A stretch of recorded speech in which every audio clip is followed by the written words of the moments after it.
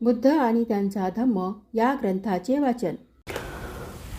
भाग 8. पतित व गुन्हेगार यांचे प्रवर्तन. एका भटक्या उडाणटप्पूचे प्रवर्तन. प्राचीन काळी राजगृहात एक गुंड राहत होता. तो आईवडिलांना आणि वरिष्ठांना मुळीच मान देत नसे. आपल्या हातून काही चूक झाली तरी पुण्यप्राप्तीच्या आशेने तो यज्ञयाग आणि सूर्यचंद्र व अग्नी यांची पूजा करी आणि ऐशो आरामात राहत असे. परंतु पूजा आणि बळी देणे इत्यादी कर्मकांडासारखे शारीरिक कष्टाचे विधी कितीही केले तरी सतत 3 वर्ष दीर्घोद्योग करूनही त्याच्या मनाला शांती लाभेना.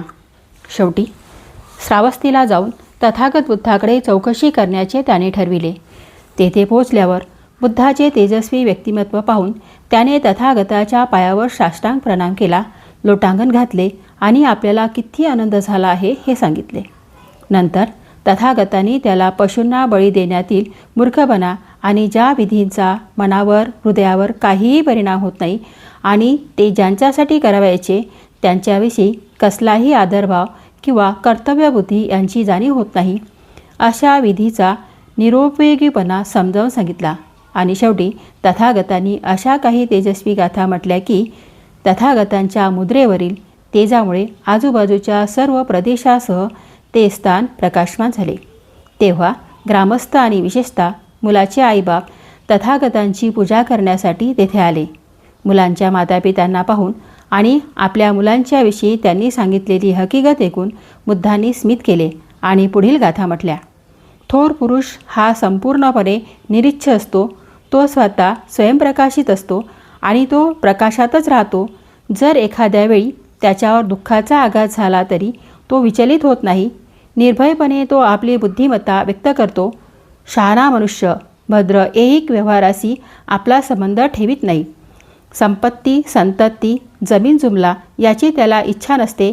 नेहमी शीलाचे सावधानतेने पालन केल्यामुळे आणि प्रज्ञेचा मार्ग अनुसरल्यामुळे तो वेगळ्या सिद्धांताच्या म्हणजे संपत्तीच्या किंवा मानाच्या नादी लागत नाही. अस्थिर जीवन हे वाळवंटातील वृक्षाप्रमाणे असते. हे ओळखून प्रज्ञावान मनुष्य अस्थिर मनाच्या आपल्या मित्राला सुधारण्याचा आणि अपवित्रतेतून सद्गुणाकडे म्हणजेच पावित्र्याकडे त्याला वळविण्याचा प्रयत्न करीत असतो. इतर गुन्हेगारांचे प्रवर्तन. राजगृहाच्या दक्षिणेस सुमारे 200 योजन दूर एक पर्वत होता. या पर्वतात एक घोर आणि निर्जन अशी दरी होती आणि तिच्यातून दक्षिण भारताकडे जाणारा एक रस्ता होता. 500 दरोडेखोर या ठिकाणी राहत असत आणि त्या वाटेने जाणाऱ्या प्रवाशांची लुटमार आणि खून करीत. त्यांना पकडण्यासाठी राजा आपले सैन्य पाठवित असे, परंतु ते नेहमीच निष्ठून जात. जवळच राहत असलेल्या तथागत बुद्धांनी या लोकांच्या स्थितीचा विचार केला. त्यांना स्वतःच्या वर्तनाचे स्वरूप कळत नव्हते आणि जरी तथागत त्यांना शिकविण्यासाठी त्या जगात आले होते तरी तथागत त्या लोकांच्या दृष्टीस पडले नव्हते किंवा तथागतांच्या धम्माची माहिती त्यांच्या कानावर पडली नव्हती. म्हणून तथागतांनी त्यांच्याकडे जाण्याचे ठरविले. आपल्या निश्चयानुसार त्यांनी श्रीमंत माणसाचा वेश धारण केला. खडग आणि धनुष्य यासह उत्तम झूल घातलेल्या उमद्या घोड्यावर तथागत स्वार झाले. घोड्याच्या जिनाला सोन्या चांदीच्या पिशव्या लटकत ठेवल्या होत्या व घोड्याचा लगाम मौल्यवान जड जवाहीर लावून सजवला. दरीत शिरल्याबरोबर त्याचा घोडा जोराने किंकाळला. तो आवाज ऐकल्याबरोबर ते 500 दरोडेखोर निघाले आणि त्या प्रवाशाला पाहून उद्गारले, लूट करण्याची अशी संधी आपल्याला कधी मिळाली नव्हती. चला लवकर लवकर आपण त्याला पकडूया. तो प्रवासी निसटून जाऊ नये म्हणून ते त्याला घेरू लागले, पण त्या प्रवाशास पाहता क्षणी ते जमिनीवर पडले. ते जमिनीवर पडल्यानंतर उद्गारले, अरे देवा हे काय आहे, अरे देवा हे काय आहे. त्यावर त्या प्रवाशाने त्या डाकूंना समजावून सांगितले की या सर्व संसाराला घेरून टाकणारे दुःख एवढे प्रचंड आहे की त्यांच्या मनाने ते डाकू दुसऱ्याला जे दुःख देतात किंवा स्वतः सोसतात त्या यातना काहीच नाहीत. अश्रद्धा आणि संदेह यामुळे ज्या जखमा आणि यातना निर्माण होतात त्या यातना या ते डाकू दुसऱ्यांना ज्या जखमा आणि यातना करतात किंवा स्वतः सोसतात त्यापेक्षा अधिक आहेत. धर्मोपदेश एकाग्रतेने ऐकल्याने जी प्रज्ञाजागृती होते त्यांनीच ह्या अश्रद्धा व संशयाच्या जखमा भरून येऊ शकतात. दुसऱ्या कशाने त्या भरू शकत नाही. नंतर तो प्रवासी पुढे म्हणाला, दुःखासारखी यातना देणारी जखम दुसरी कोणतीही नाही. दुष्कृत्यासारखा खोलवर उतरणारा दुसरा कोणताही तीक्ष्ण बाण नाही. धार्मिक शिकवणुकीच्या एकनिष्ठ परिपालनाखेरीज यावर दुसरा कोणताही उपाय नाही. या शिकवणुकीमुळे आंधळ्याला दृष्टी मिळते, भ्रांत झालेल्यांना ज्ञान प्राप्त होते. आंधळ्यांना दृष्टी मिळावी त्याप्रमाणे या शिकवणुकीमुळे लोकांना या प्रकाशामुळे मार्गदर्शन होते. म्हणून अश्रद्धा दूर करण्यास, दुःख नाहीसे करण्यास आणि आनंद मिळवून देण्यास ही धम्माची शिकवण समर्थ आहे. जे ती ऐकतात त्यांनाच ही सर्वश्रेष्ठ प्रज्ञा प्राप्त होते. ज्याने सर्वात अधिक पुण्य संपादिले आहे तोच ह्या पदवीला पात्र ठरतो. हे ऐकल्यावर त्या दरोडेखोरांना आपल्या दृष्ट जीवनाचा पश्चाताप झाला. त्यांच्या अंगात रुतलेले बाण गळून पडले आणि त्यांच्या जखमा भरून निघाल्या.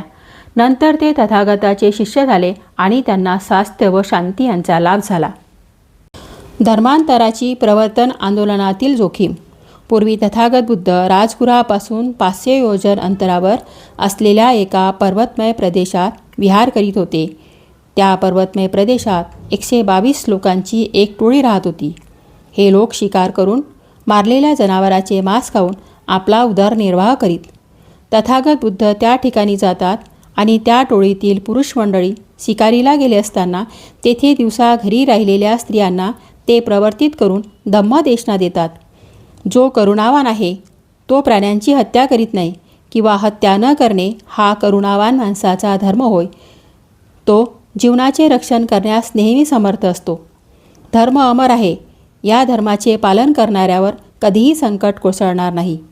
विनयशीलता, ऐहिक भोगाविषयीची उपेक्षा, कोणाला कष्ट न देणे, कोणाला क्रोध येईल असे न करणे हे श्रेष्ठ लोकांचे लक्षण आहे.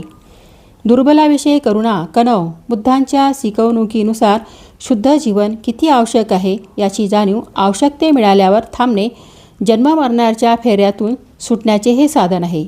हे शब्द ऐकताच त्या स्त्रियांचे परिवर्तन झाले आणि त्यांचे पती परत आल्यानंतर तथागतांना ठार मारण्याची जरी त्या पुरुषांची इच्छा होती तरी त्यांच्या स्त्रियांनी त्यांना आवरून धरले आणि हे मंगल मैत्रीचे सूक्त ऐकताच त्यांचेही परिवर्तन झाले.